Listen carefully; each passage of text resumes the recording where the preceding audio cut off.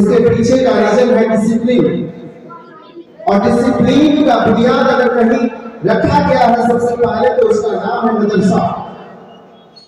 مدرسہ سے ڈسپلین انوشاسن کو سکھا لوگوں نے، اور اس کو پھر الگ لائن میں الگ روپ سے اسکولوں میں لے جا کر اس کے ایک الگ اسٹینڈرڈ پیدا کر کے آپ لوگوں نے انگلش اسکول کی طرف اپنا رخ اپنا لیا۔ لیکن انوشاسن، کردار، کریکٹر کی بات کیا یہ سبھی چیز کو جنم دیتی ہے وہ جگہ جس جگہ کا نام ہے مدرسہ۔ تو یہاں پر تمام طلباء دیکھ رہے ہیں کہ آج بہت ہی انوشاسن سے آئی کارڈز کے ساتھ اور اچھے لباس میں اور بہت ہی طریقے سے آپ آ رہے تھے، اپنی بات کو کر رہے تھے۔ تو میں سب سے پہلے ہمارے تنکوڑیا کے ہمارے استاد اور اس مدرسہ کے آپ کہہ سکتے ہیں سب کچھ، اس مدرسہ کے سب کچھ، اس مدرسہ کے عمارت کھڑا کرنا، اس مدرسہ کے تمام کام کروانا، جتنے بھی یہاں ٹیچرز ہیں ان سبھی کے سیلری دلوانا، ان کی انتظام کروانا، ہر ایک چیز کے ذمہ داری اٹھانے والے ہمارے استاد مولانا مطیع الرحمان صاحب کو میں دل کی گہرائی سے بدھائی دیتا ہوں کہ آپ نے ایسا کام کرنے کی ضرورت کیا ہے جو عام انسان نہیں کر سکتا۔ اس دنیا میں پیسہ کمانے کے لیے کئی راستے ہیں۔ جس کے پاس ایجوکیشن ہوتا ہے، گیان ہوتا ہے، وہ کہیں سے بھی پیسہ کما لیتا ہے، لیکن اپنے علم کے ذریعے بچوں کو علم ڈونیٹ کر کے، بچوں کو علم ڈسٹریبیوٹ کر کے، بچوں کو قابل بنا کر، بچوں کو سوسائٹی کا، قوم کا، دیش کا رہنما بنا کر پیسہ کمانا بے حد آسان نہیں ہوتا، بہت مشکل ہوتا ہے۔ چونکہ ہمارے یہاں جو بچے آتے ہیں مسلسل دیکھیے گا کہ غریب گھر کے بچے آتے ہیں۔ ہونا تو یہ چاہیے تھا کہ ہر ایک بچے، چاہے وہ امیر کے گھر میں پیدا لیا ہو یا غریب کے گھر میں پیدا لیا ہو، چاہے وہ مڈل کلاس میں پیدا لیا ہو، اگر ایجوکیشن کی بات ہو تو ایجوکیشن کی شروعات اگر کہیں سے ہونی چاہیے تو مدرسہ سے ہونی چاہیے۔ آج جب میں اس مدرسہ میں آتا ہوں، آج حکم یہاں پہ بٹھایا جاتا ہے اور اردو پڑھنے نہیں آتا، جب میں اس بات کو کہتا ہوں اندر سے برا محسوس کرتا ہوں، بیڈ فیل کرتا ہوں۔ ریزن کیا ہے؟ ایجوکیشن جو بیک بون ہے وہ ہے ایجوکیشن کی ڈسپلین، اور ڈسپلین میں لینگویج کی سب سے بڑی ڈسپلین ہوتا ہے اس کی پروننسیشن، اور کبھی بھی کسی بھی اسپیکر کے پروننسیشن اس وقت تک درست نہیں ہو سکتا جب تک اس کے پاس اردو کے نالج نہ ہو، عربک کے نالج نہ ہو۔ وہ مدرسہ کے طلبہ اگر نہیں رہا ہو، مدرسہ میں کبھی پڑھا نہ ہو تو اس کی پروننسیشن کبھی بھی مکمل نہیں ہو سکتی۔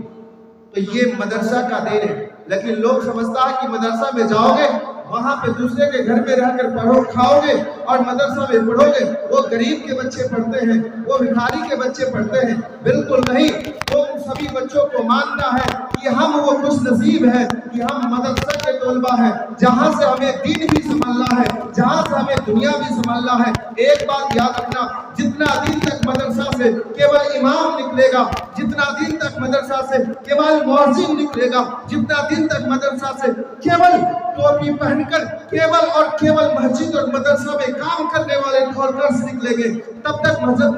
مدرسہ کو لوگ شک کے نگرانی سے دیکھیں گے۔ آج ضرورت اس بات کا ہے کہ مدرسہ کو ایک آدھار بنایا جائے، آج ضرورت اس بات کا ہے کہ مدرسہ کو ایک بیس کی طرح استعمال کیا جائے، انجینئرز بننے کے لیے، ڈاکٹر بننے کے لیے، آئی ایس اور آئی پی ایس آفیسر بننے کے لیے۔ جو پڑھائی، جو ایجوکیشن سسٹم آج ہمارے مدرسہ میں ہے، اس کو تھوڑا بہت چینج کرنے کی آوشکتا ہے، اور ماشاءاللہ چینج کرنے کی جب میں بات کرتا ہوں، جب میرے ذہن میں یہ بات آتی ہے کہ چینج کرنا، تو میں ابھی جسٹ آج حکم یہاں بیٹھا تھا، اس کرسی کو سنبھال رہا تھا، کئی بچے آئے اور جو اردو میں اپنے تقریریں کیے اور ساتھ میں انگلش میں بھی تقریر کیے۔ اگر اس مدرسہ کے بچہ انگلش میں تقریر کر رہا ہے تو نو ڈاؤٹ کہ یہاں انگلش پڑھایا جا رہا ہے، اگر اس مدرسہ کے بچہ یہاں پہ ہندی میں تقریر کر رہا ہے تو نو ڈاؤٹ کہ اس کو ہندی پڑھایا جاتا ہے، اگر یہاں کے بچے اردو میں تقریر तकरीर कर रहा है तो इसमें कोई शक और शुबा नहीं है कि यहाँ के बच्चों को उर्दू पढ़ाया जा रहा है, सभी चीज पढ़ाया जा रहा है। केवल मैथमेटिक्स को पढ़ना शुरू कीजिए,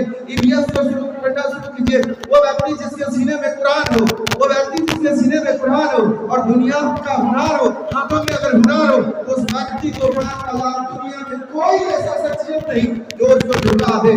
लेकिन दोस्तों, अगर सीना में कुरान है लेकिन दुनिया में हुनर नहीं है, तो दुनिया के जालिम लोग आपको झुका देगा, दुनिया के जालिम लोग आपको गिरा देगा इस दुनिया की निगाहों से। इसलिए दुनिया के कुरान को सीने में रखना है, लेकिन दुनिया के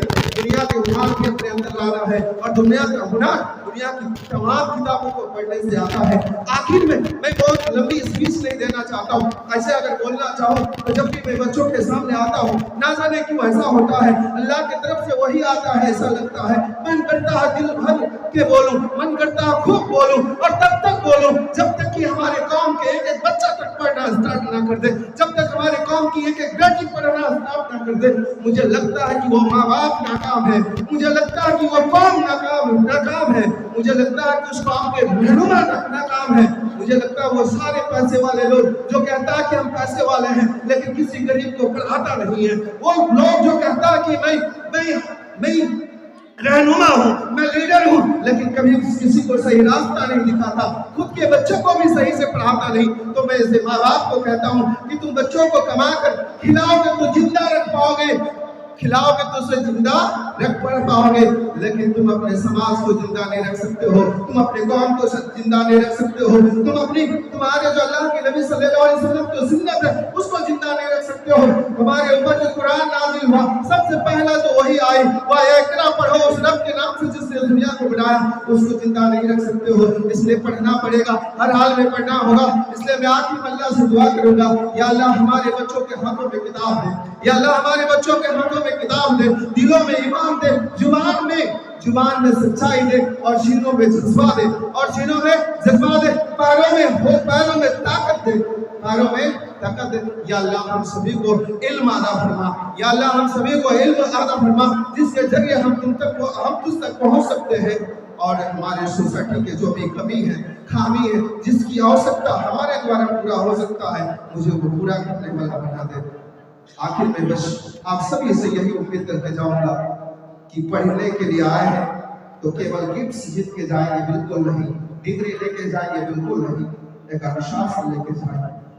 कंटेंट और कैरेक्टर लेके जाएंगे, दुनिया को सबक सिखाने के लिए तैयार होके जाएंगे, माँ बाप